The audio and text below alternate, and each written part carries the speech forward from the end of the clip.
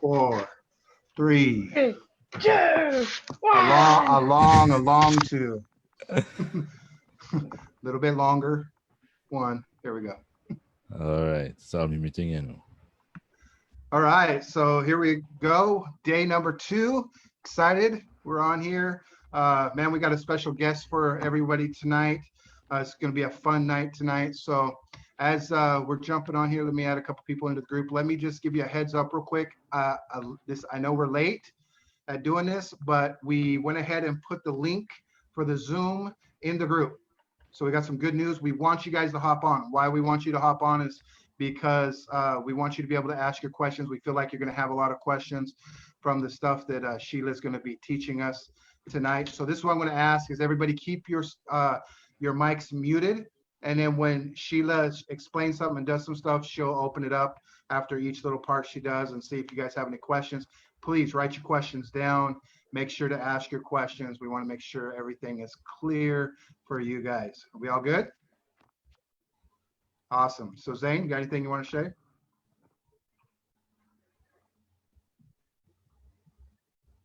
Yeah, I just want to say a very pleasant night to everyone and welcome.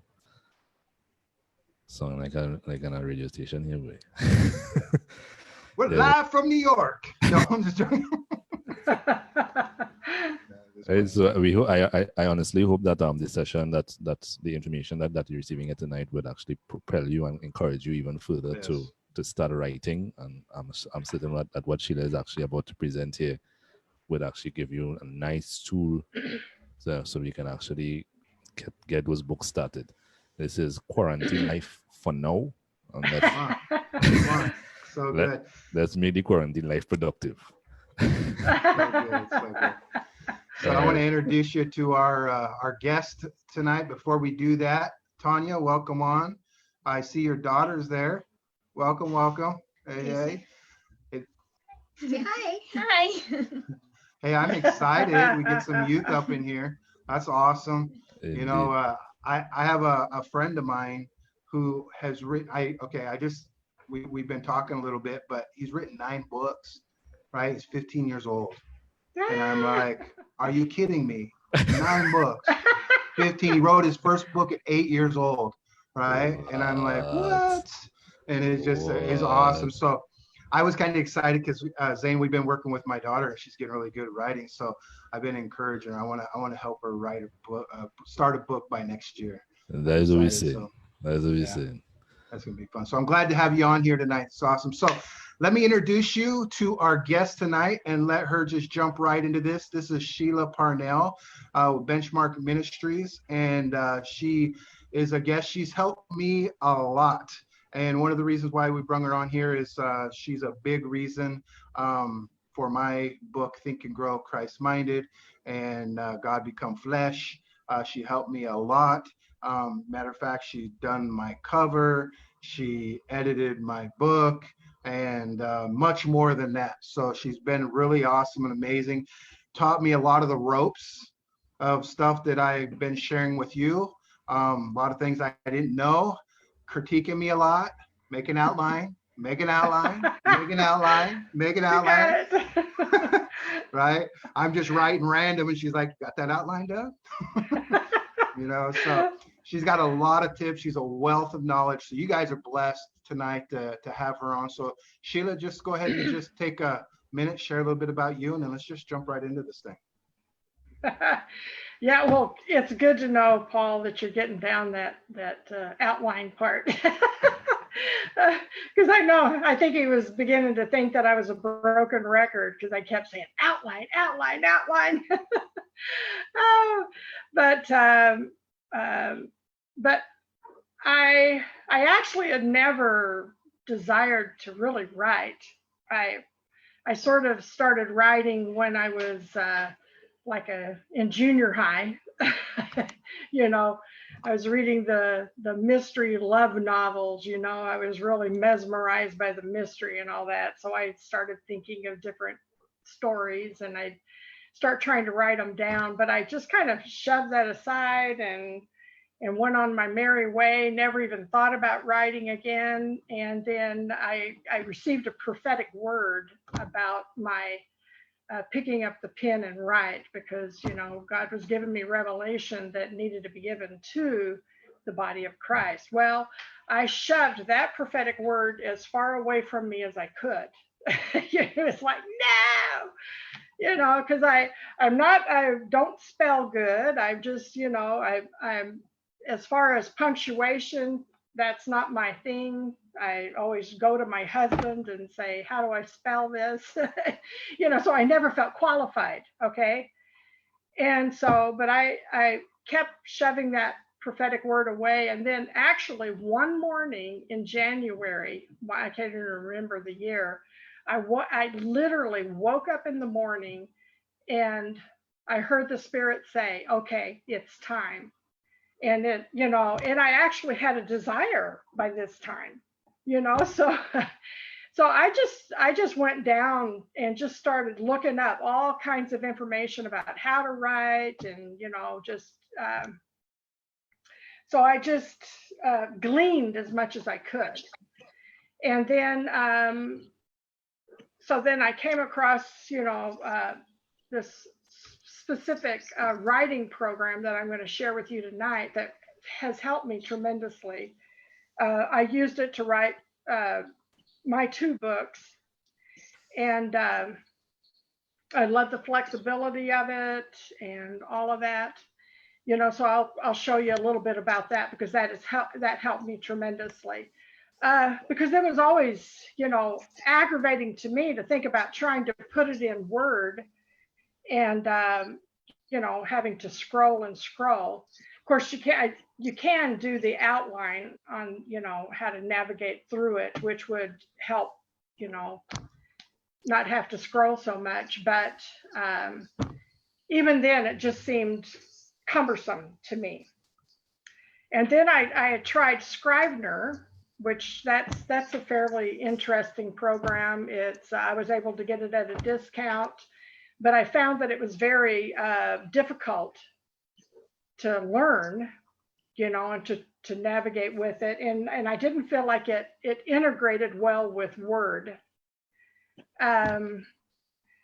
Because eventually when you get your finished product, you're going to have it in Open Office or Word. So so it's good to write it in something that you're able to easily transfer into Word, so you'll be able to have it edited and all of that. So anyway, so I'm still learning. There's so much I'm still learning about it, you know, but we're always learning. If we are at a point where we think that we've figured it all out, then we're in trouble.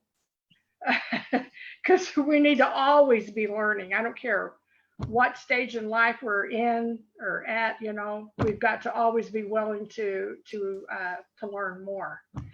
So, but like Paul was talking about, is that number one thing is you've got to have an outline. You know, of course, you have to have a subject. You know, whether it be a teaching book or if it's a fiction, you know, you need to get an outline. You have to know where you're going, because who gets in a car and says, okay, I'm going to drive from Oregon to New York, and you just get in the car and you just start driving? Is that what you do? I know that's what you do, Paul. You know, not have a map, no GPS, no Google. You just get in the car and start going down roads. I guarantee you'll have a hard time getting there. You're going to take a lot of rabbit trails, and you'll be doing good to even make it there. And that's what happens if you start trying to write a story or a book, or, you know, a teaching book, a fiction or whatever. If you don't have a map, you're going to meander around everywhere, and you might not ever arrive to the point that you're needing to arrive at. And people will not want to read your meandering. You know, you were lost writing it, so they're going to be lost reading it. So you just have to be very careful, you know, because you have to map it out. And to me, the mapping out is the most important part. You know, like if you're, I have not been able to, have not written a fiction yet, even though I've got a book that I know God has wanted me to write that's a fiction. But that's a whole nother story, you know, thinking about conversation and the different characters. And, you know, you have to, for a fiction, you have to do a lot of, oh, what do you say?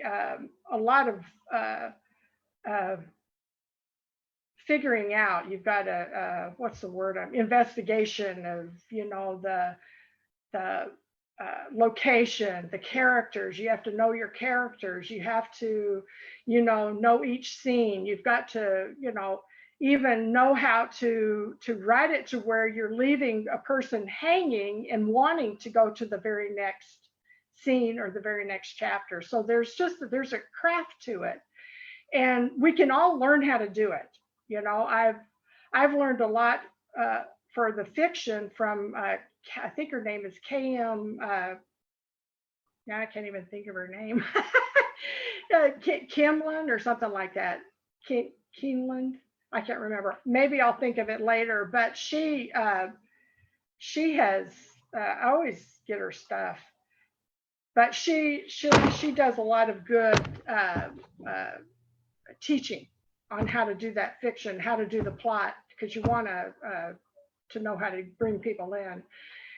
Your teaching book, you still have to have a map, you still have to have a plan, because you don't want to tell the end of the end of the revelation and then later on get at the beginning. You know, you want to build upon the concept so people will understand it and grasp it in a better way. So anyway, so you've got to get your topic, know where you want to go, do your groundwork, your background, and do an outline. Very important. And two, I know that Paul, he likes to, which makes it easy. Paul is an example, is to take some of his messages or teachings and then transcribes them. And, you know, which that will give you a lot of input. But then you've got, you know, it's still very important to do the outline, because then in the midst of his transcript, he's going to have to take concepts out and put it in an outline, you know, instead of all of it in a chapter. You know, it's going to take pieces. Am I making sense on that? So you still have to have that outline, and then just you might have to piece up some of the message, you know, according to category or according to concept or thought. So you got to keep that, because I know when I preach, I mean, I've got my outline for when I preach, but then I'll have different thoughts. So I'll start throwing things in, you know, that might not even go with what my outline is. And so that's what happens with the transcript, is you've got a lot of side trails that are in it. So anyway, just encouragement. It's awesome to be able to use the transcript, but just be aware that you have to maybe piece it out. So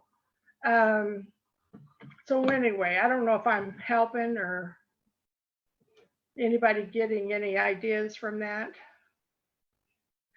Okay, Paul, he put out, go ahead. I was saying, yeah, that's good. You added a lot of value from the things we were going over last night. That's really good. Okay, then Paul sent out a link, I believe, I don't know how many of you got it, about the program Y-Writer. This is a free program. That's what I love about it. This a programmer writer from Australia developed a program for himself to write his stories in. And so then he decided to just make it available. So he keeps adding value to it. He keeps upgrading it and everything, makes it completely free for people. At this point, he's still, the program is mainly just for a PC. He's in process of working on one for Mac. So if you've got a Mac, you won't be able to use it, but you could always try Scrivener or whatever. So So anyway, so let me get to the program. Share.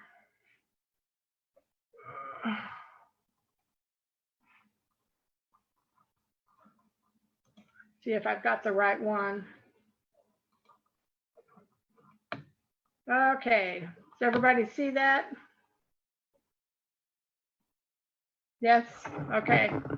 Well, okay, this is Y-Writer 7. I loved Y-Writer 5 because it would allow me to edit in Word without being limited to the editor in the program. And but then when he came out with Y-Writer 6, it would not allow me to edit in Word. So, and I was sad because some of my books I put into the 6 format, and I couldn't use my Word editing. So I was sad. So I just was using the 5 just so I could use it, so I could use my Word. But then, and I hadn't checked to see what kind of updates he had, but then after Paul and I talked today, I went online and saw that he has a Y-Writer 7. And so I downloaded it and tried it out, and 7 will allow you to edit in Word. So, and the programs are so much alike still, so it's not like we're gonna miss anything by me using this using Y-Writer 7. So, but one thing I love about this is that is how it allows you to even restructure your outline. And you know, here you've got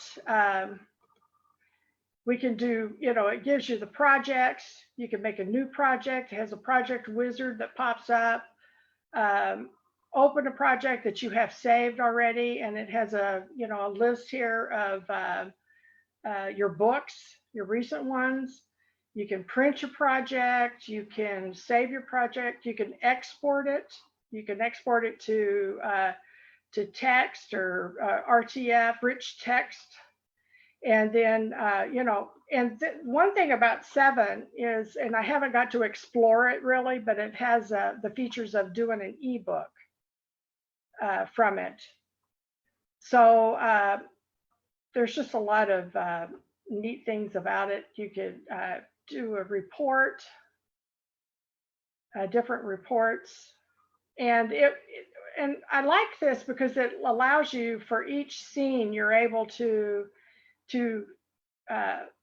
put or to tag it as it's draft only, or it's only the outline, or, oh, you did the first edit on that section, or you did the second edit. And so you can kind of keep up with what's been edited and what hasn't. And so you can, right here, you can, you create the scenes. You can create a new scene, or you can create multiple scenes, and you remove them, or, you know, set each scene for a draft, first edit, second edit, or whatever. You could do multiple scenes where, okay, I'll do 5 scenes, and it'll put it in, and then you just double click on it. And then you'll be able to change the name to Howard or whatever, and save and exit. And then then you can change the name on it. But one of the neat things about this is that you're able to, and I've got this ID thing that's in the way. Oh, good. Okay. But one thing I love about this is, well, this is mainly set up for a fiction, okay? Fiction where you've got the characters, you've got the location, you've got, you know, a lot of different important things, your project notes, and, you know, for each scene, you can choose, you can put a list of what characters are in that scene and the location, just the different notes that you need. And but each scene, I use it as my what do you call them? Just the different on the outline. I can't think of what you call it. Would it be like like subheadings or Yeah, like subheadings, sub-chapters? subchapters, you know, so it's not necessarily a scene, but it's a subheading. And so, but one thing I really like about this is that you can literally change. If I decide I want my Howard chapter somewhere else, I can grab it and just pull it down, and it changes it. So if for some reason after you're writing, you're thinking, well, you know, I really need that subject down after what is being said, I need it. It's going to flow better if it's after scene 3 instead of, you know, at the top. So that's what I love about that. You can also do it on the chapters.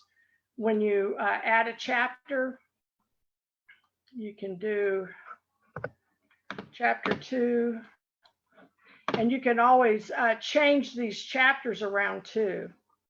So, and I love it because it just gives you so much versatility. And if you're able to, you know, because sometimes on my different subjects, you know, I'm not going to write from top to bottom. Like I might wake up in the morning and I'm thinking about a chapter on faith, and that faith chapter might be down in chapter 6.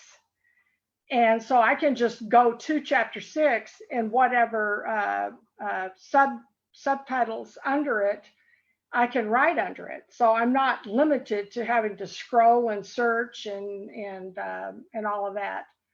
I don't have to write from top to bottom. I can skip around according to subject, which I really, really like. And each chapter, it gives you a word count. Like I just added some content to this first chapter just because I was trying something out. But at the very bottom down here, it'll give you a total word count for your whole project. And then next to it down here, it gives you how many words you added that day. So you can keep up with it very well. And each scene, it gives you a word count. So it's really good to know, you know, because if you've got one scene or, you know, one subheading that's got 20 words in it, and all your other ones have, you know, 2,000 words in it or 1,500 words in it, then you realize that, oh, you know, I need to either add more to that, or you might be at a spot where you need to, it just needs to be assimilated into another title or something, that information. Sheila, real quick, can I ask a quick question? Yeah. Is on your chapter 2 here, if I say I created my outline for chapter 2, and so can you show us how we would, like, say I was gonna, in chapter 2, I was gonna talk about, you know, faith, you know, and, you know, just making up names here, but, you know, mapping your mind or something. So say there's like 4 or 5 subtitle or subheadings within that chapter. Over here at the viewpoint in the scenes is where I'd put those in. Right, like, okay, now I've clicked show on, us how to do that? I've clicked on chapter 2, and you right up here's the scene. You can create one new scene, or you can create multiple scenes. And right here, we'll do multiple. How many scenes would you like to add? Well, let's say 3. You change that to 3, and then you hit OK. And then in order to title it, you just double click, it opens a screen, and then down at the bottom here, you could do faith. Save and exit, and there it is. And then in order to write in it, you would double click it, and this is where you would write. This is, and you're able to, you know, it gives you different options. One of the things that helped me with this is that that I've used before is that it would read it to me, because I found out that if you really want to know how something is flowing after you've written it, read it to yourself. And so having this program read it to you, then it helps you hear it, and then you can get a better idea of if that sentence is flowing properly. And so and I've used that a lot. I'll read to myself out loud a lot, just so I can understand that it's flowing okay. And it's amazing how many times that I'll realize, oh my goodness, I did not word that properly. You know, I need to kind of restructure it a little bit. So anyway, did that answer your question? Yeah, perfect. So when you double click it, down here at the bottom where you were just had FFFJ, that's where you type is down here, right? Right, like down when at the bottom, Okay. right down here. Okay, perfect. Save it, or right here, you've got this next and previous, which it'll take you to the next one. Previous healing, previous faith, next, Perfect. the healing, next, the one you want to retitle. And then you save it. So I'm just going over it again. Chapters, the scenes are your sub-chapters within the chapter. And right. then you're creating, so when you make your outline and you have your outline for chapter 2, and we're talking faith, and you have all the topics you're going to talk about on faith. So yeah, I'm just going over this for everybody. So then you just, in your scenes is where you would title your outlines for your topics, and then you could go and write in each one of those. Yeah, let me show you, see if this will let me do it.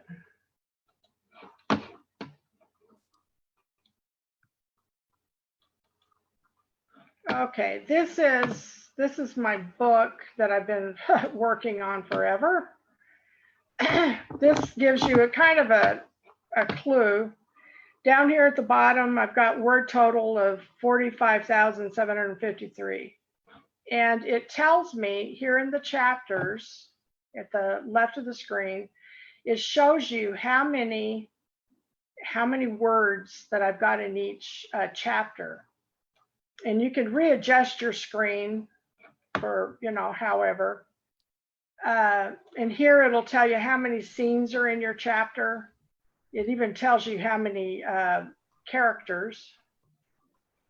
I usually don't need to know how many characters, but now are you showing us your book here? This is my book. I see the getting to know the program, 670 words. 670 words, getting to know the program. Yeah. Where's that at? I think it's just where we were just at, where you were talking, where we were just. Oh, are you not seeing this, what I'm showing here? My book? I don't. Oh, okay. Let me do this. I would thought it would just follow me, but apparently not. Okay, is that better? Do you see it now? My book? No wonder.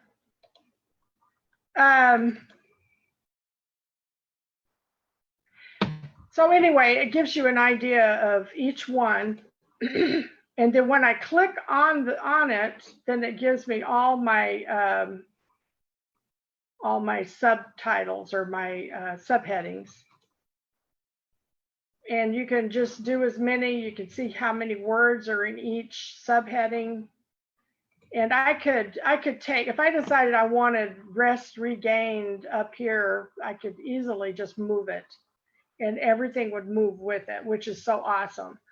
Another thing that I really liked about this, and I've used it, is I'll go to my tools, and there's a daily word count target.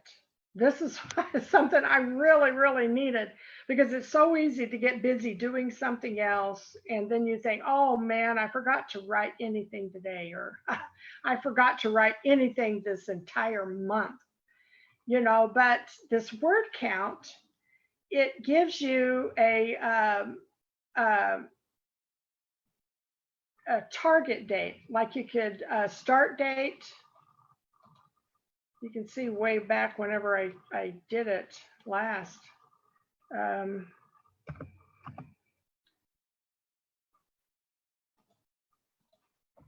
Okay, end date.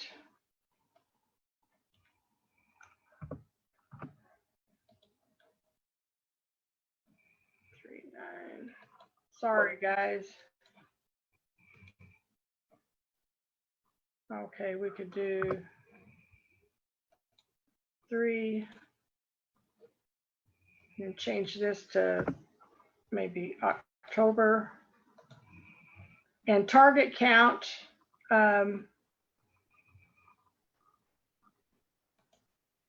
okay, I should have not done this, but I think in the other one, it gave me it. The newer model had a different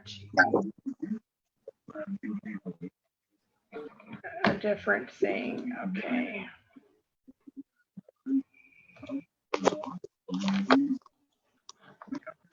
This newer model had a little bit different way to count it, but I would suggest trying to use this.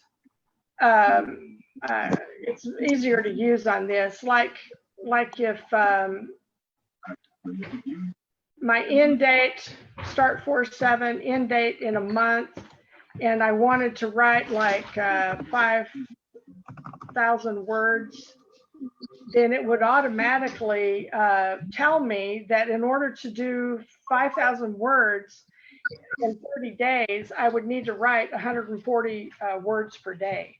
You know, you could do a much higher, you know, if you felt really, you know, so it tells you words to write per day in order to reach your goal of 35,000 words in a month. You need to write 1,107. So that helped me out a lot, you know, knowing that, you know, you could work with it and, you know, kind of do various things to it. But I discovered that this helped me out a lot. It kept me on track.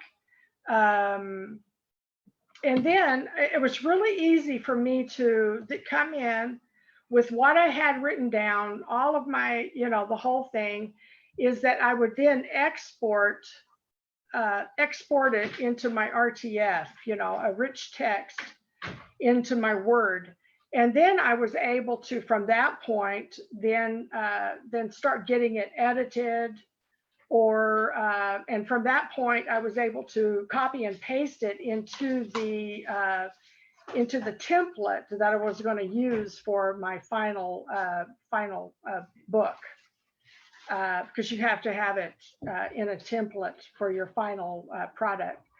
But what I would strongly suggest is not to start doing any designing on your inside of your book until you're completely finished.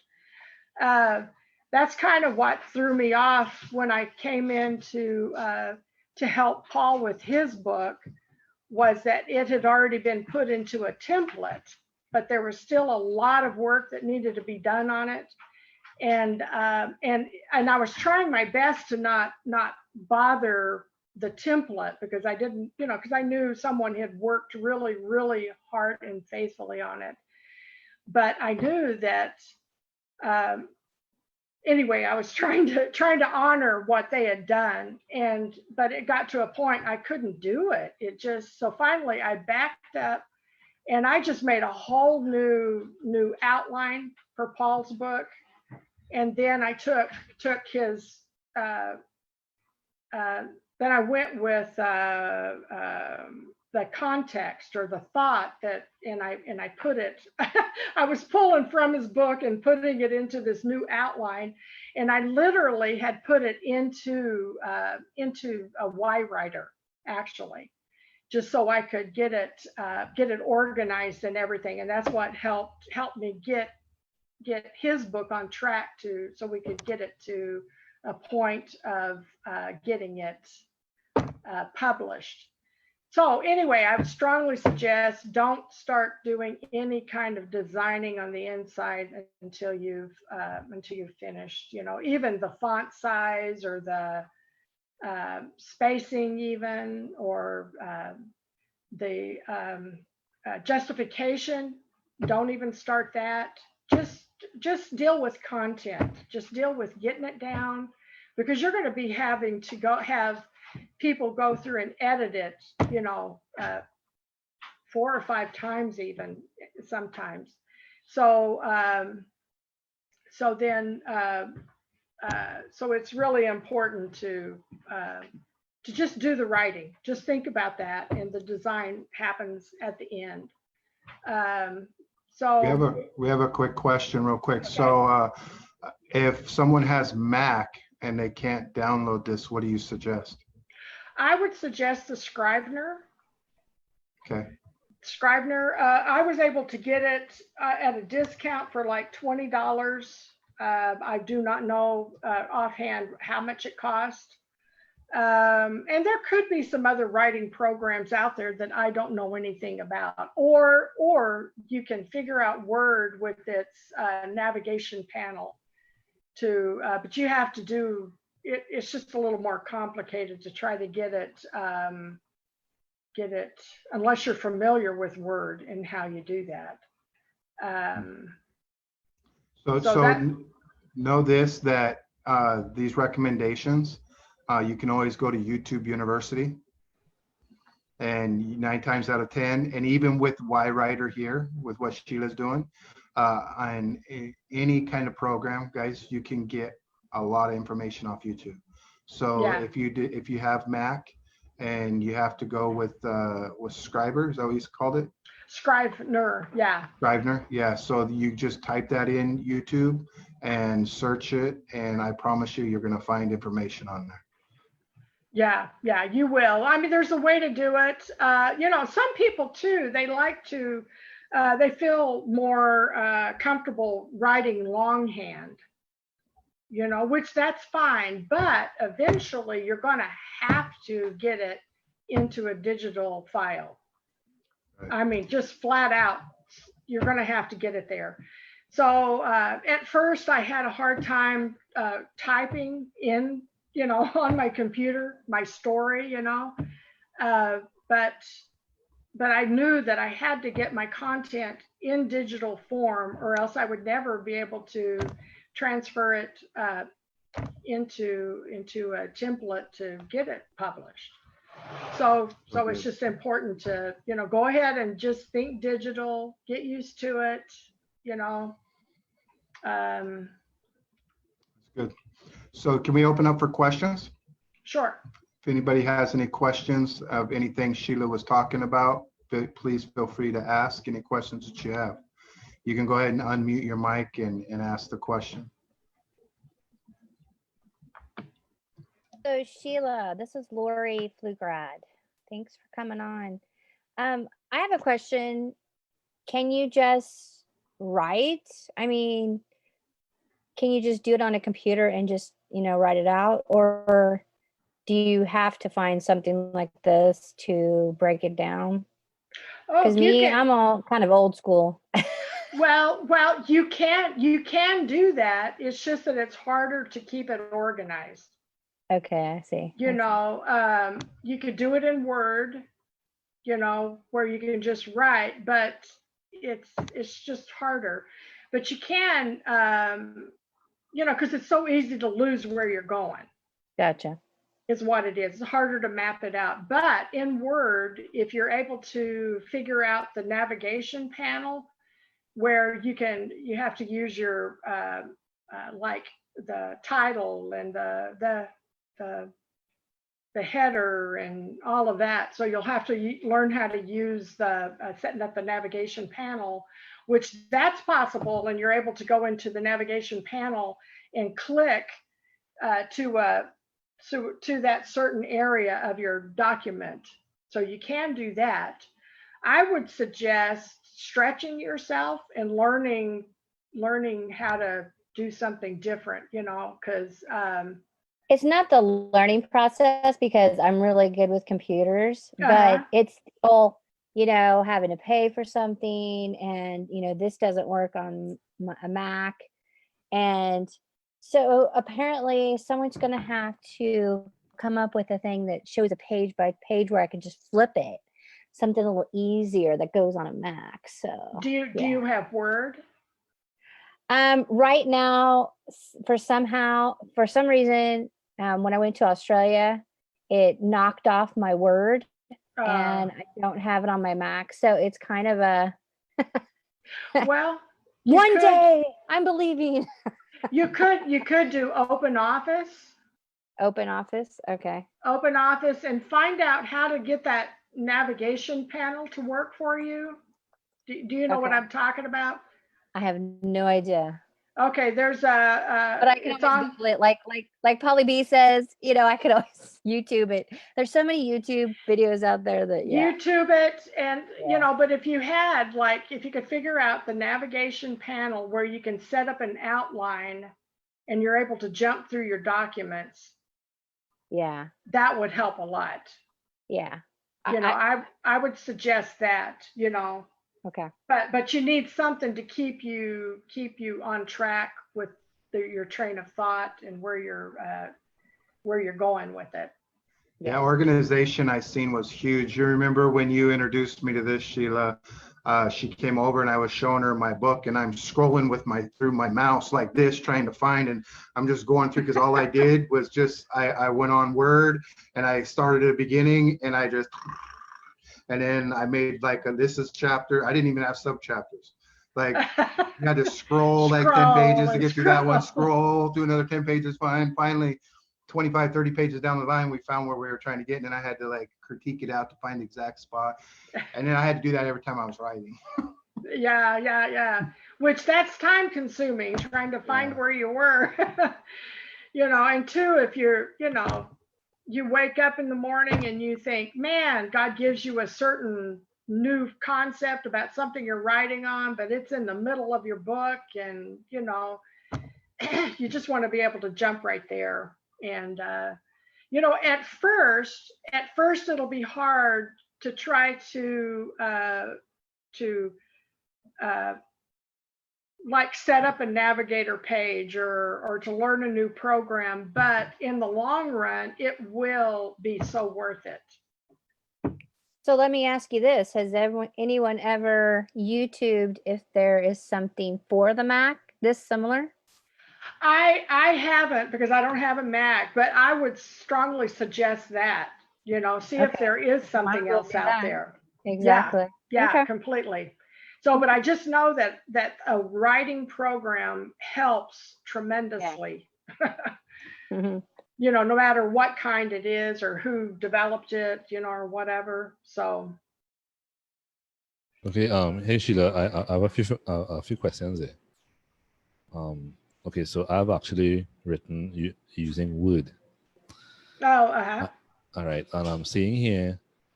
So there's a few questions. I noticed on the panel that you demonstrated on the left-hand side where there's all of the titles. If this is migrated into Word, does it actually automatically set up in the same way on Word with the navigation panels, or when that is transferred to Word, do you actually have to manually create the panel on Word just in the event that you are migrating there? Okay, what it does whenever when I'm transfer it over, Mm-hmm. It will open up it will make each chapter in its own section. You can either open it up with chapters in different files, or you can open up the whole book in one file. Awesome. Okay. So then I would just copy and paste it into my my template from that point. Okay. So the next question is, now when writing with Word, as Polly was actually saying, when you're writing with Word, if you don't put in page breaks, you can have a huge amount of chaos going on. Right? So when this is migrated from this onto that, are the page breaks put in automatically, or that is something that you're gonna have to do on your own? Well, you won't have to do that. I mean, not until you're ready to put it into a template. Right. And what I've done is I'll use, because I've used Amazon Direct Kindle, or Kindle Direct, Right. the self-publishing, Right. and they have available templates. Okay. That, for the size of the book that you're planning on using and all that, then Right. it'll have it all set up. And I would go in and tweak it, All right. All right. Okay. size it up. That's where you would, and using a template, it's already set up for the right font size. And most of the time, Okay. the right font, because there's certain fonts that are good for print and certain fonts that are not good. Right. Right. So on the next question is, I'm noticing right next to scenes on the main panel above, there is project notes. Yeah. Oh, right here. Mm-hmm. Yeah. Those notes in particular, is that what you're writing there, is that something that is just for guidance while you're writing, or Yes. can you write notes there and it transfers automatically into your document? Okay, no, this would only be for what you're wanting. You can export your notes, like here. Okay. Here, export data. You can export your characters, location, items, and project notes. But Right. these are only for your reference. It's not to be added to the story. Right. Right. Okay. Good. It's just to help you keep your keep what's going on in your scene. Right. Okay. And a lot of this is is mainly used for for your fiction.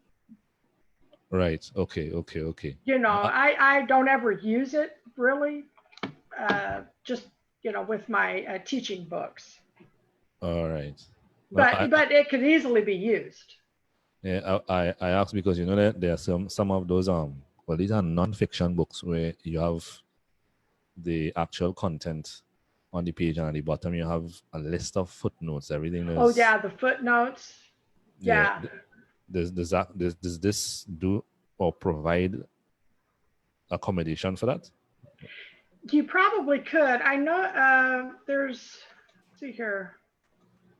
What I did, like on this crossroads at the trees, I put down at the bottom my reference. All right. So when that is migrated onto it would appear as footnotes. Yeah, well then that would come out in your document. Right. Okay. When you transferred it over. Awesome. But you could always put all that information in your notes, but then you would just have to make sure that you got it transferred over. Right. But it would help you keep your notes organized and connected to where you're at. Yeah, I this setup here excuse me, this setup here is really helpful for someone who's actually now starting to write indeed, because when I now started, I didn't even know how to set up the panels in Word. Right. So what I started doing was I literally started writing them as blogs. So, right. and then I just copied and paste everything onto Word after when I was finished, Mm-hmm. and did the editing from there and so on. But this right here is awesome. This is a massive head start for anybody who's actually starting to write. It definitely Yeah. will put some order and some structure to it. Oh yeah, yeah, and you're able to just jump all over the place wherever you're needing to Yeah, write. You can jump and get into it and yeah, definitely. change it. One more question. With regards to setting up a table of contents, does this have provisions for that? Well, this now what I've had to do is no, I had to manually put in my table of contents. All right. But if you've got a template that you're putting it into, the template will have the table of content. Okay. You just have to put the title in and the page numbers. All right. And Amazon Kindle Select, they provide templates for that? Yes. Because I've never used their templates either. Yes, you can use those. You can also, if you feel really challenged, you could always make your own template in Word. But that's pretty complicated. There's a lot to it, because you've got your like, what do you call it? Your headers, because at your book, you've got the title on one side at the very top of the book that goes all the way through your book. And then you've got the chapter title. Right. That's always a big challenge to keep that going the right direction. So I've spent many hours trying to keep that in the right spot. Right. What I actually did for me personally, because I didn't actually have this kind of tool here. The first book I published, I written and published, I actually used that as the template. And I started to tweak the template as I was moving on. So when I actually write, I just migrate everything onto the template and use that. So I didn't have to start the process all over again. But this here, guys, and everybody's actually listening to this is definitely a head start. This is no joke. This is a head start. Yeah, that's good. That's good. Well, it takes a lot of work out of it. Right. Exactly. Out of writing, but simplifies it. It totally, and at first it might be hard to come up with the outline, because sometimes that's the hardest part. Right. Is coming up with a headline. But if you do that initial work, then the rest of it is going to flow a whole lot better. Exactly. And you're not going to be repeating. You're going to be keeping it flowing in the direction you want it to go. Right. I don't know who repeats anything. No, I don't know either. Who would do that? Sheila's like, I gotta take this out because you said it here and here. Yeah. And you're repeating here and here and here. They don't want it. They don't want to read the same thing like 10 times in two paragraphs. One of the things that I had to grow through as a writer was realizing, as a speaker, when I talk, I can take a topic and I can say it like 10 different directions and make it sound like 10 different things, right? But I'm really hitting home on one point. Right. But as a writer, when I do that, I end up repeating myself. Right. So they're rereading it and you can recognize it in your writing, where when you're speaking, people don't pick it up as much. And actually, it's a great way as a speaker to hit something home.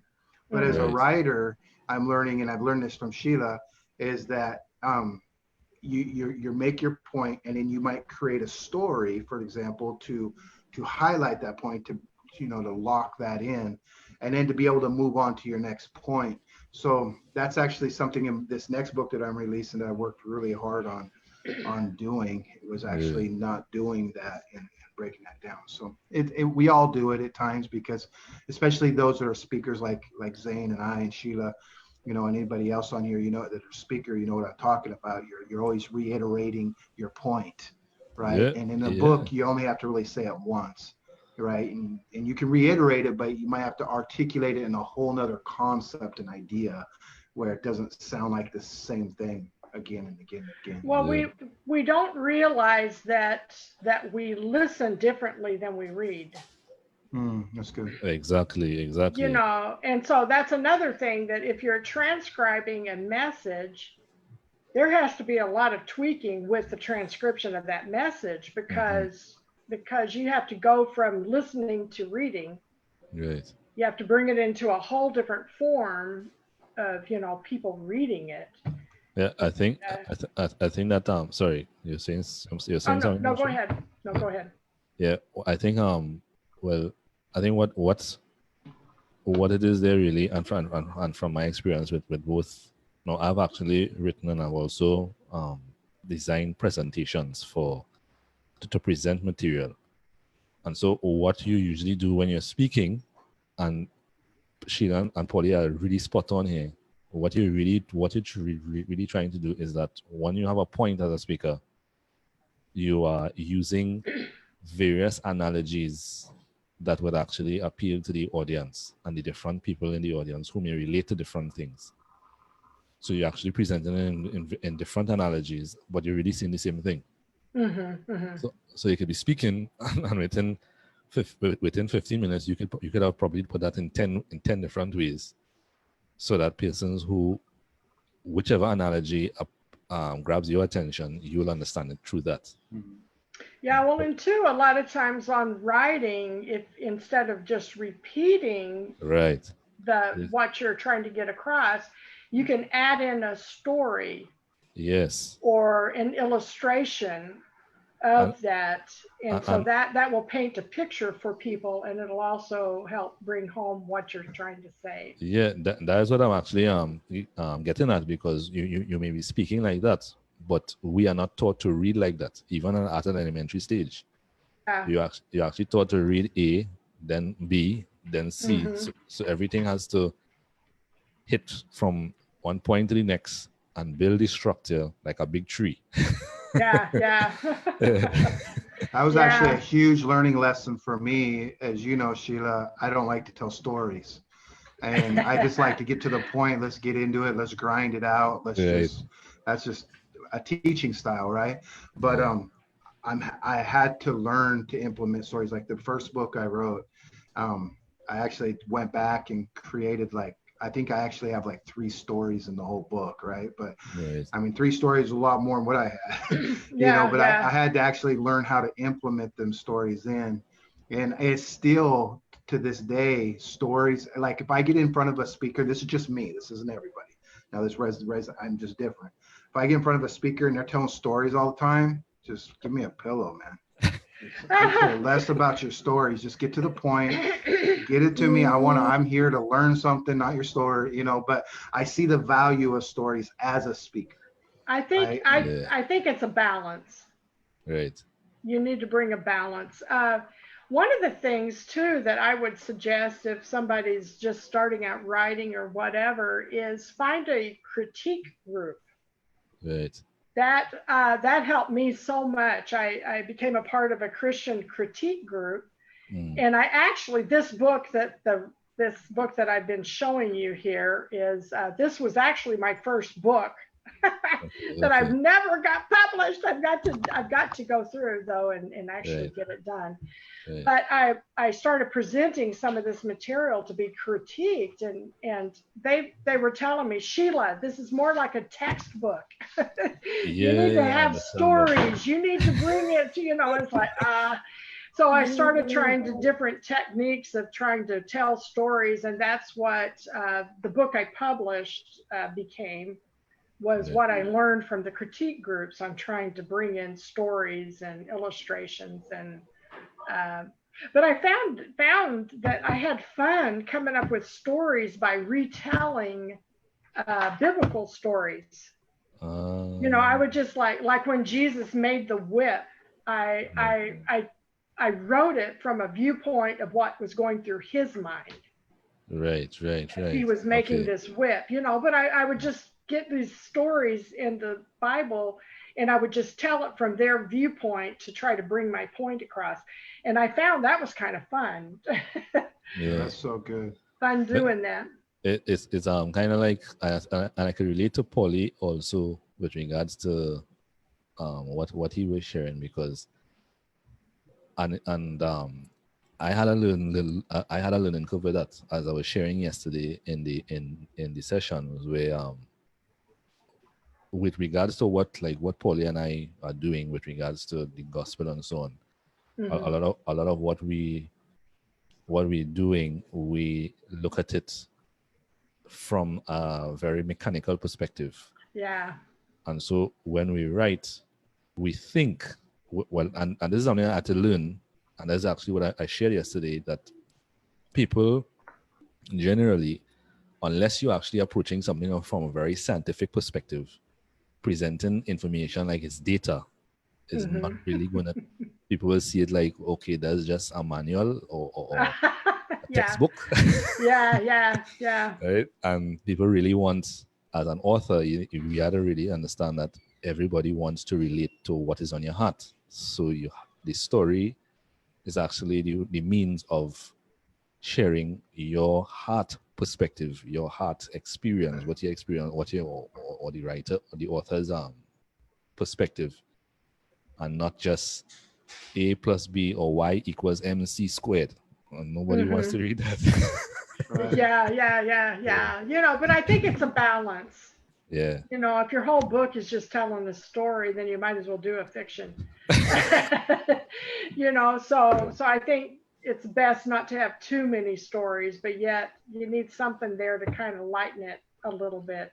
Yeah, I actually incorporated it after a while, because believe it or not, it was Kelly, my girlfriend, that actually brought it to my attention, because she said, Zane, you're writing online and nobody understands what you're saying, because it's just Y equals MC squared, and they're not understanding that. So, so I actually had to learn now to take the story and to incorporate the information in what I'm actually writing, so that they're actually hearing, but they're actually seeing that there is a mechanic that is necessary that you understand, Right. even with Mhm. regards Okay. to heart, Mhm. the heart mechanics, so that they actually connect with it heart to heart, and not read it Mhm. as though they're reading Einstein that way.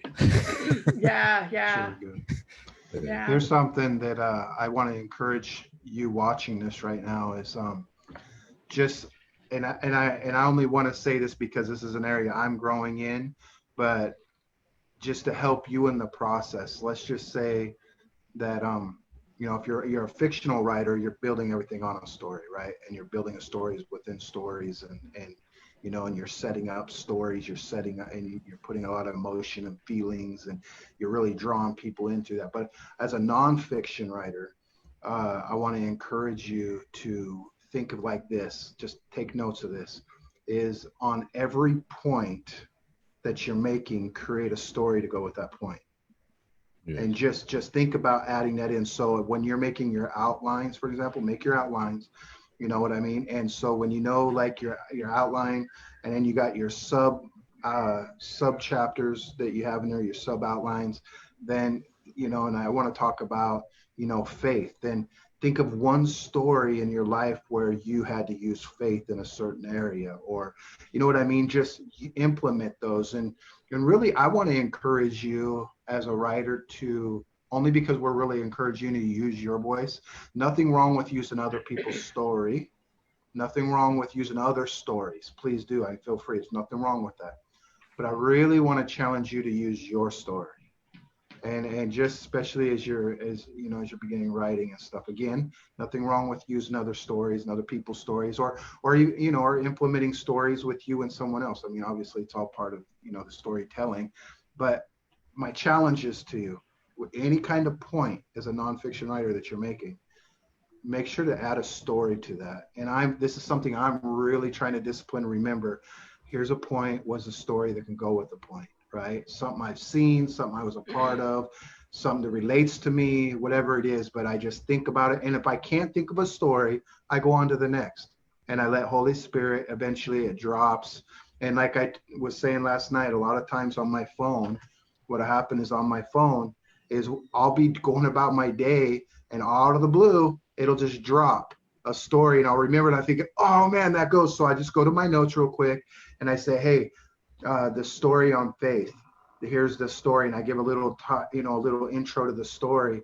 And then I go back later when I go to write, because I promise you, if you don't do something like this, you don't write it down, you don't take notes, you're going to be like me. You're going to go, what was that? Oh, I can't remember, right? And you're going to forget the story. So just, take notes. And then again, don't get stuck on trying, if you can't think of a story with it, just trust Holy Spirit, go on, write in another area, do some things. And then when it clicks and when it drops, Holy Spirit will bring it. And then you just go ahead and make a note of it so that you don't lose that train of thought. Well, and two, when I wouldn't think of a story, and I wasn't finding a biblical story to back it, there was a couple of times I made a story, with different characters to just present my fact. So that's very good. And two, another thing I want to put in that, like with this Y-Writer program, that if you right click on the scene, and then it says open content with default RTF editor. And if you've got it set up that Word is your default editor, then it will open it up.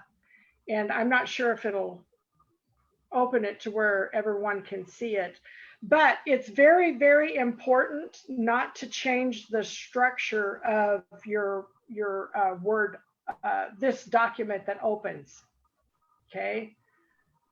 Because there's certain, can you see the Word opening? It's opening up my Office Word. No, I don't see it. We're still on where your book is. Okay, let me.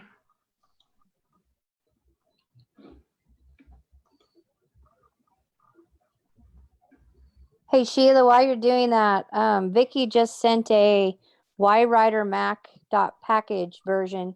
There's a version 7.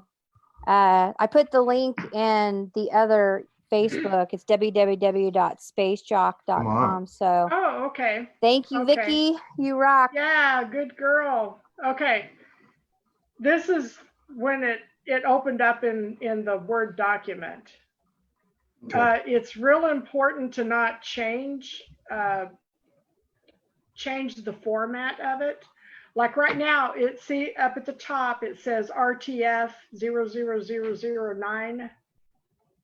Don't change any of that. And then when you're finished writing, then you would save it and then just close out of it. Only write. And then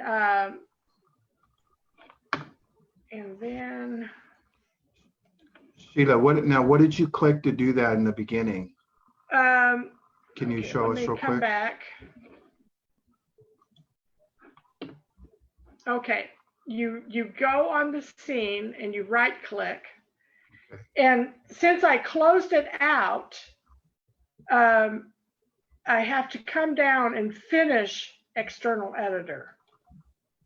It's very important for you to, when you're finished using the Word, save it, go out of Word, come back in here, right click and finish with external editor, because you've got to discontinue it.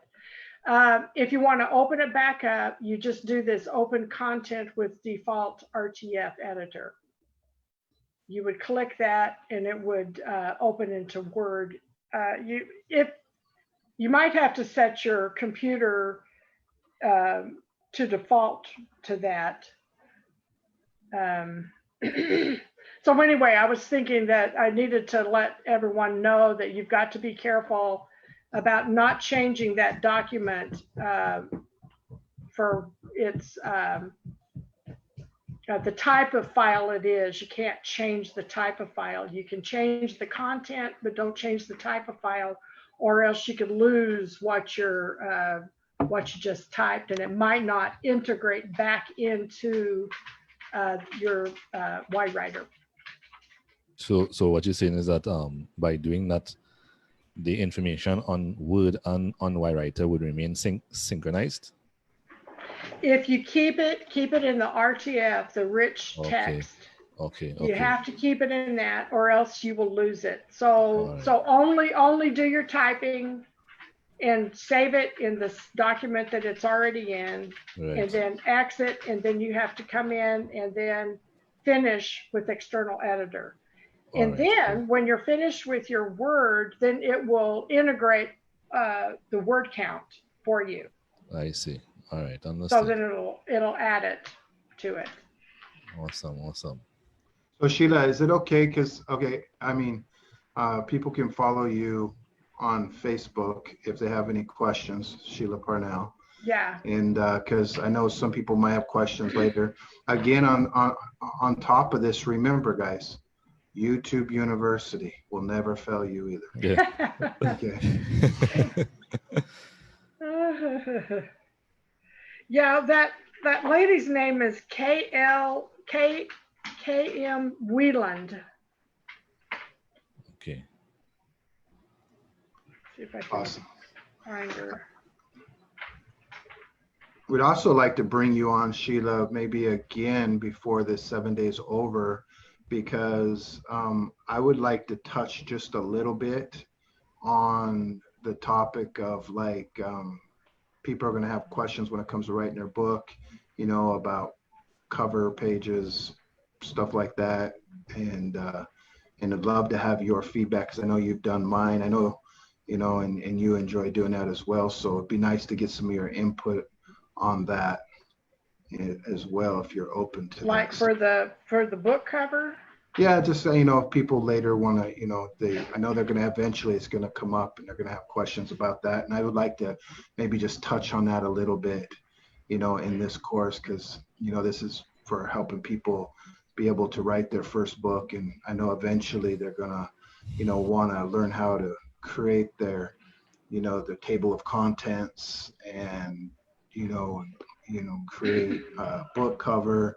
Some people don't, know even what to do or how to do. Some have ideas, you know, Right. so just for the sake of this course, it would be nice to give some basic fundamental, you know, direction, so to speak, on that. So maybe we can get you to come back on before. Right. Yeah, sure. That would work. Yeah, I love creating the book covers. In fact, it's like what author creates the book cover before they've even written the book? Only me. I'll do that. I've got my book cover, you know, already done, and I haven't even got the book done yet. You know, what's funny is I'm the same way because I'm a visionary like most people, but like the book cover had a way of inspiring me. Yeah.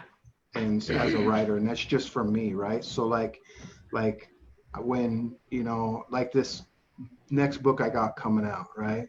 I'm still deciding on the title, but we created one book cover for the non-GMO organic gospel. Then I started thinking, well, you know, I'm thinking about calling it the Epistle of Polly B.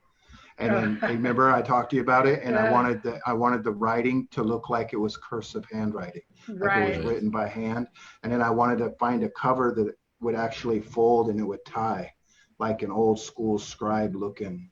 Wanted the book like that, right? And just to make it cool looking. And so to me, that's inspiring because when I think about a title, or not title, excuse me, but when I think about the cover and I look at it, it sparks ideas in me. It's just, I don't know why it does, but that's how it works with me. Well, the book cover is going to draw people to your book. You know, if you know, and the book cover has to basically give you a brief, you know, idea of what the book is about. Right. You know, so that picture, so it's got to be, it's got to draw you in. When you showed me my book cover, for some reason it clicked like this is really real. Yeah. Like this is really happening. Like the cover is done. Like I don't know what it was, but it was super inspiring for me. Yeah. Yeah. That's good. Yeah. I So any remember, final questions, guys, real quick? And then go ahead, Sheila. no, I was just going to say, I remember when you got your first order of books. I cried, man. You were beside yourself. Dude, that was like, I was 3 years, like, oh my gosh, it's hard to even, so you'll understand. Wait till you guys publish your first book. You'll get Yeah, it. yeah, You'll yeah, see. yeah. There's just something about getting your hands on it and all the stuff you went through to get it done. You know, all the late nights, the early mornings, the tears, the not the frustrations, the wanting to give up, not wanting to do it, putting it off, putting it on, just all the people encouraging you, and you're like, no, I'm dying right now. I'm just gonna create it in a little study mat. No, you're gonna put it together. You know, it's just all of those emotions bottled up into one moment. You got it in your hands. You're like, I don't know how to explain it. You'll see. You'll see. Right. Indeed. So any questions, guys? If you have any questions at all, feel free to ask them now. Never hold your peace. This is the perfect time to do it. Anything on tonight's topic. And I don't see, do you see in the Facebook group saying? I'm actually watching the Facebook group here, and I'm not already seeing any questions in particular. Okay. Just some comments, a few comments, but no questions. Okay, and I would just double check in here in the chat. Sheila, can we hire you? Oh, sure. where I'm actually beginning to set our Benchmark Basic Media, our publishing company, up for more of to be able to take people if people want to hire us to do things. So I'm in the process of getting that all set up. So anyway, that's in the future. Good job. Indeed. Yeah, so good. So awesome. It almost looked like you were frozen there for a second. The frozen chosen. So that's good. All right, so I don't see any other questions. Going once, going twice. All right. Oh, here we go. I knew it was coming. Go ahead, Diane. I wrote it too. I wrote it in the chat. Speak up just a little bit. I'm sorry. I just can't quite hear you. I assume that the reason when I clicked the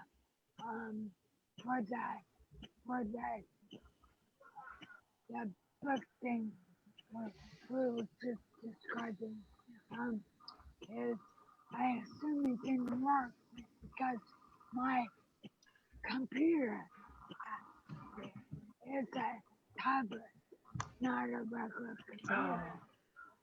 So I don't have a mouse, and I can't double click. It says can open. Well, I can get on the computer I have, but it's not set up for anything. The computer's totally empty. But it gets Google.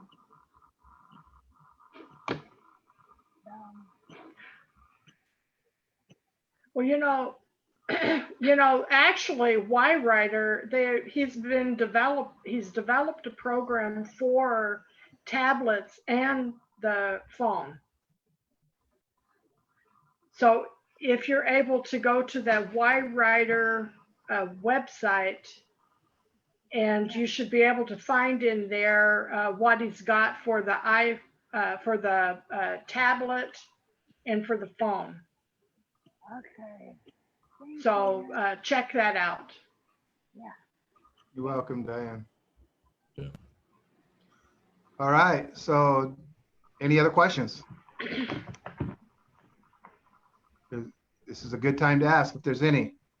Okay, so I don't see any other questions. Let's see. I know I have a story in my heart. So, amen. Amen, Michelle. Yeah, and this is what this is all about, guys. We're giving you 7 days. In this 7 days, we're going to lay out the roadmap. right? And that's what this group is about. And so guys, what I want you to do, this is your homework from this class. I want you to get into that White Rider, start playing around with it, get familiar with it. Okay, sit down, take an hour, or two, just get used to playing around, fiddle with stuff. Connect with Sheila. If you have any questions, you can shoot her a message. She said it was okay, as Sheila Parnell. And anyways, just play around in there, get used to it. Make sure from last night, how many of you, let me ask you this, how many of you got your idea? Did everybody get their ideas? Okay, I seen the reviews. The reviews are awesome. Awesome reviews. Yes, very awesome. Is there Awesome. anybody on here right now that didn't get their idea? Okay, so I'm taking it everybody got their idea, so that's good. Well, I have an idea, Paul.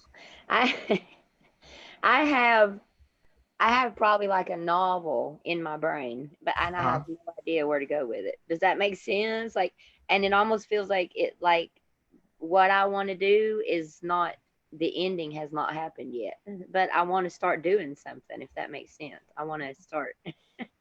Yeah, so what I would do is I begin your roadmap. I would begin to make your outline, and just the cool thing about like writing, it's like an art, right? Like we talked about last night. So like what happens is as you begin to engage the process, the ideas start to come down. This is where I want to encourage you to discipline yourself, is be a person that takes notes. Like when you think about something, don't just write it off, write it down, right? And then even if you never use it, write it down, write a thought down, write an idea, write a concept, write a perspective, write a story, like just just the title of the story. You don't have to write the whole story. Like just, you know what I mean? And start making that roadmap, because as you begin to put the roadmap together, right, signs will point you in the direction, right? So the roadmap is giving you the sign. The signs start pointing the directions. A lot of times you might not fully understand what it fully looks like, but what happens as you begin to articulate, as you begin to research, ideas start to spark, right? Thoughts start to spark. So that's the beauty of it. And a lot of times if you get stuck in a certain area, it's okay to take a break in that area and write another one, right? Is there anything you want to add to that, Sheila or Zane? Yeah, well, the only thing I want to emphasize there is, as Paulie was saying, using the roadmap. But you see, this is something very interesting about your mind. If you leave your mind without structure, it's just there and a lot of wandering thoughts. But if you actually put a structure in front of you and you challenge yourself to fill in the blanks, things begin to make sense. So it's just really have the outline in front of you, and just have a structured outline, even if you have to actually put it in a little table, and just approach it from the perspective of let's fill in the blanks here with that structure. And you'll be surprised to see how the categories will actually come in, and there's nothing wrong with actually filling in the blanks on the structure or on the outline. And as time goes by, you say, maybe a better category here, and you come back and just adjust it. So there's nothing wrong with it. So in this case, I think one of the things that becomes a hindrance, and I'm saying this because I have actually lectured in my respective fields for about 10 years. And a lot of times what people tend to do that hinders them from actually moving on this is that they believe that their first shot has to be perfect. Yeah. Right. That does not work. You know, a good example of that, Zane, is how many of you guys like to watch at the end of a movie? We like to watch the very end when they show all the funny stuff they do, right? From all the scenes they didn't put into the movie. Yeah, right. Exactly. From all the scenes they didn't put in the movie, but they made the scenes. They just didn't end up putting them in. So the idea is you might be doing what Zane is saying, and you're articulating your story. you're putting Right. your things together, you may or may not use that scene in your book. You might actually save that scene and use it for another one in the future, right? And also, I want to encourage you, don't get rid of those scenes, or don't get rid of, those chapters. Save them, because they might fit in another piece of the puzzle later as well, Yeah. right? So you might go through a lot. And the other thing is a lot of people, I have a friend of mine that is a fiction writer, and he's telling me a lot of times he doesn't even know the end of the story until he's almost got the book. The ending will change like 10 times, he says. Like it's always changing, because as he's setting up the story, something comes up and it's a new setup. And then finally another idea comes for the ending, right? So I think that's part of the beauty of it in artistic. So don't get frustrated in that. Use it to your advantage, and think of all the work you're doing is not a waste of work.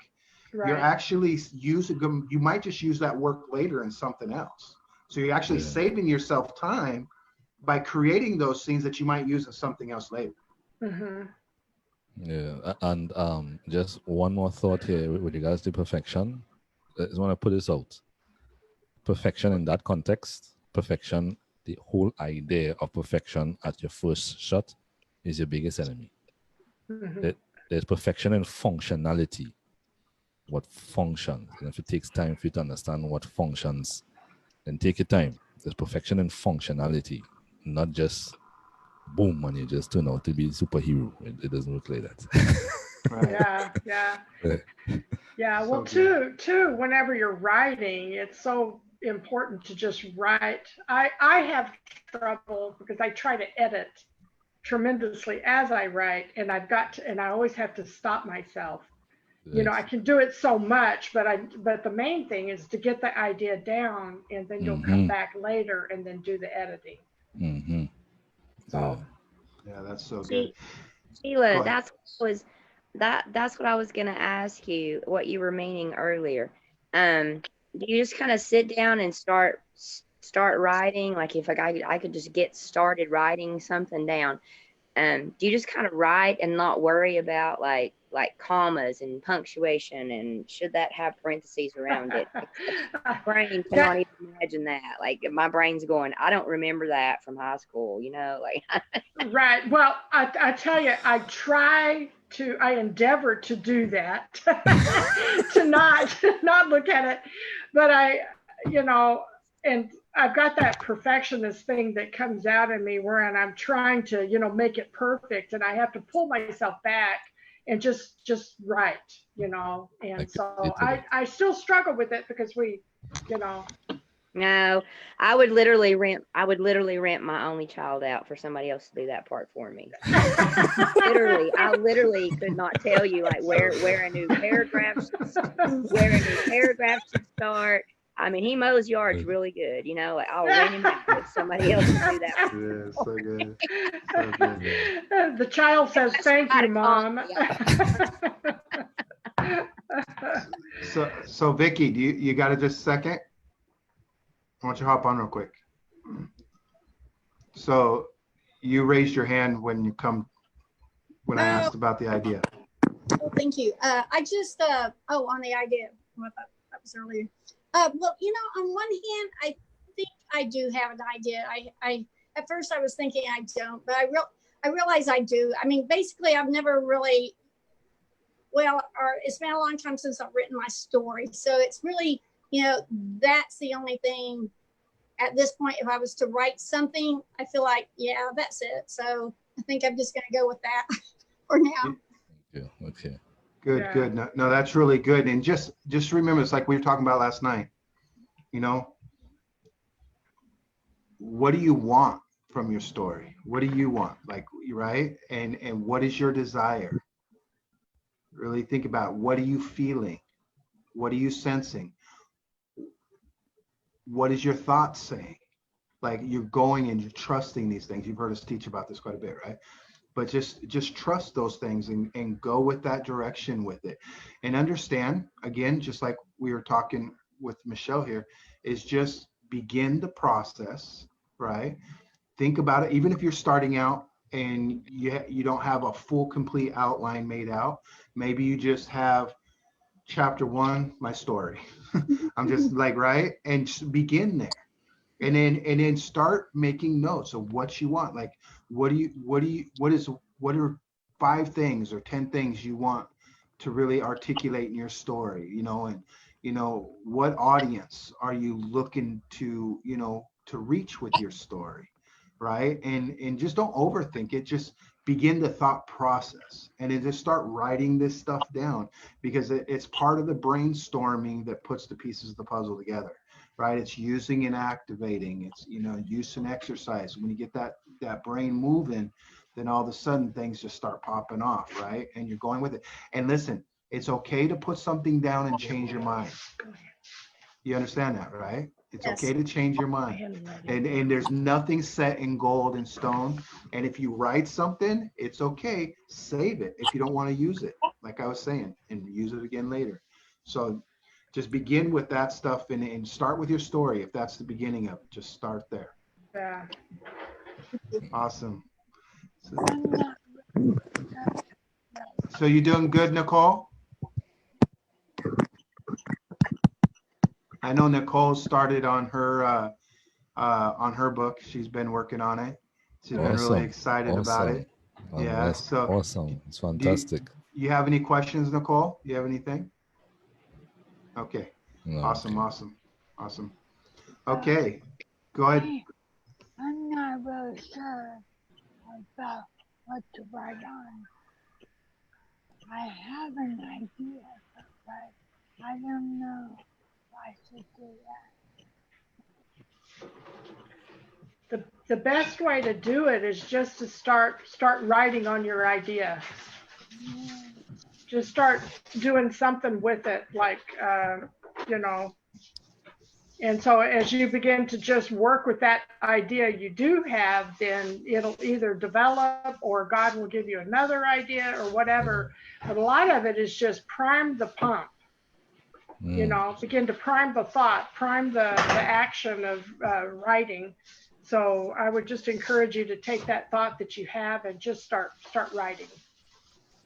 That's good. That's really good, because some we're going to do in the group. What we're going to do too as well is after this 7-day period, I want to hear your guys' personal writing goals every day. And this is what I want you to do, is we're going to hold each other accountable, right? And this is part of the process. You promised me last night when you were on here, you're going to start and finish a book. And we promised to dedicate ourselves to help you do that, right? And so part of this is at the end of this 7 days, we're going to have an accountability part in this group. So if you like, just say your writing goal is 300 words, 3 days a week, 5 days a week. You're gonna tell us what your goals are, and then every day you're gonna come in and you're gonna type in the group and you're gonna let us know that you accomplished your goal. And this is gonna be part of keeping you accountable, right? And each other, because we're going to finish this together. But at the same time, like Zane was saying earlier, we got to put some structure together, because if we have structure, it's going to help us in our direction. It's going to help us stay focused. And at the end of the day, we're able to get on and make a post, me or Zane, and we're saying, hey guys, how's your goals today? Who hit their goal? Boom, boom, boom, boom, boom, boom, boom, right? And it's just going to be part of that. If it's just to hit on that or chime in on what Polly B just said concerning instructor, if there's one thing, this is not only in authorship, this is in everything. There's one thing that you should keep in mind, is that without structure, there's no progress. Yeah. You cannot quantify anything without a structure. You cannot measure how far you are, how much you need to go again without a structure. No structure is total chaos. Yeah. Right? And for just one more thing before we actually start to wrap up here. Now, I haven't written fiction, and so most of my things are actually non-fiction because of what I do, right? And for those who are actually non-fiction, I just give you something just with regards to start writing. If you're writing a non-fiction,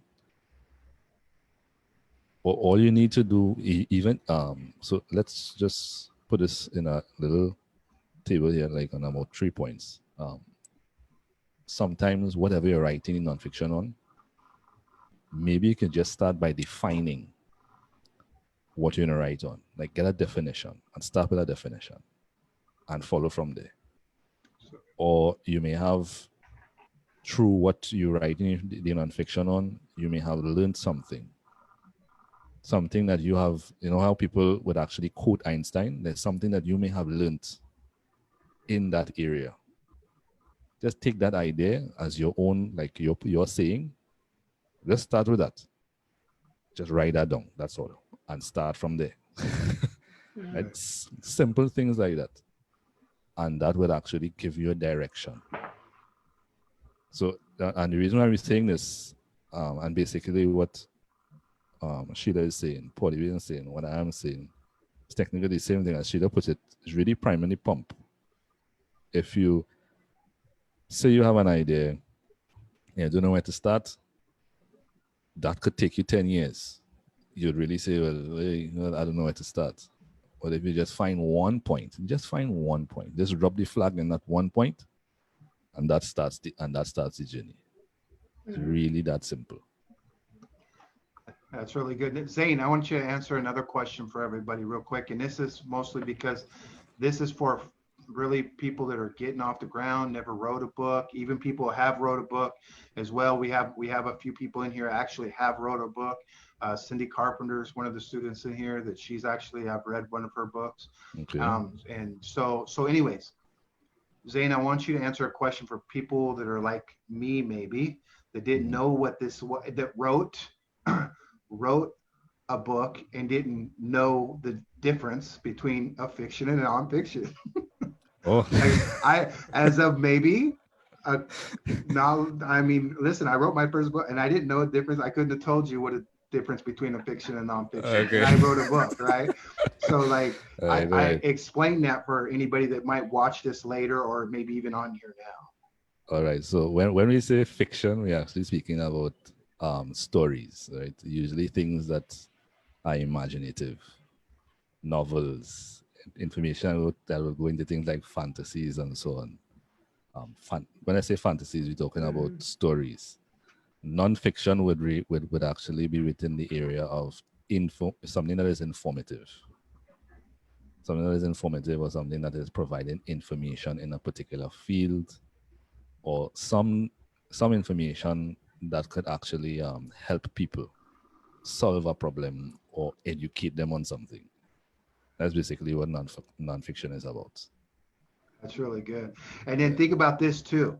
I just want to encourage you, fiction writers, that your fiction can have a lot of facts in it. Let me give you an example.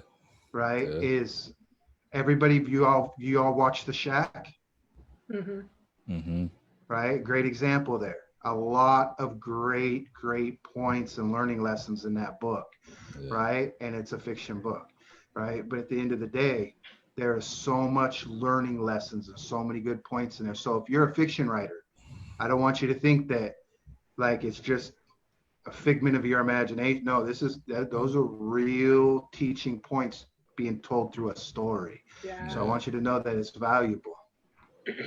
Indeed. Okay, so any last questions? Let me double check again, just in case somebody had a question pop up. I love Q&As. I think these are important.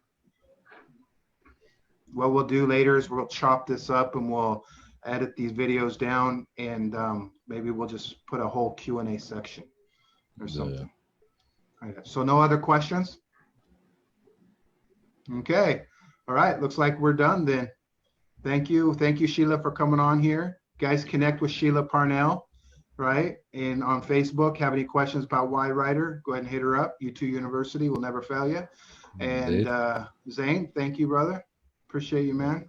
Thank you, brother. And to Sheila, a million thanks for actually coming in and sharing the information that you shared here. You're welcome. I enjoyed it.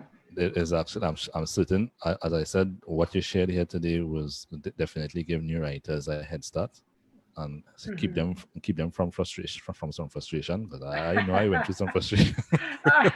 Oh yeah. So if you know anybody that's wanting to write a book, guys, feel free, share with them this group, share with them the link. Maybe we can put the link for the group, saying put it in here for you guys. But listen, it's not too late. These things are recorded. They can go back and rewatch the classes, right? This group is always going to be here. And so they can always go through this course and do these classes later down the road, right? So we want to encourage you to share with their friends, share with anybody you might know that might be interested in learning how to produce their book. I was really excited, Zane, when you came and suggested this whole idea, because I'm like, dude, this is awesome. Like, this is huge, right? And there's so many people out there that are scared to write their first book because they don't know what it looks like, right? And so that's what we're doing this for. Okay, they don't know what it looks like, and there's a common perspective, and it's a societal and a cultural thing that you think you had to be a big boy to write a book. You need to let that go. And if you're a business owner, right? I heard a guy tell me this the other day on one of our classes. If you're a business owner and you own a business, or you're a marketer, or you're whatever kind of business industry, your book becomes your business card. True. You don't give away business cards. When they ask for a business card, you hand them your book. And I tell you, when you're trying to get a business deal and you hand somebody your book on your particular topic of field of interest, they're going to look at you a little different than the guy that handed the business card. They're going to go like, this guy got a book? They're going to take you more serious. I'm just speaking from a business standpoint. I thought that was really good. All right. So appreciate you guys. Be amazing. And tomorrow night, same time. Blessings and much love to everyone. Good night. Okay. Take Good care. night. Good night.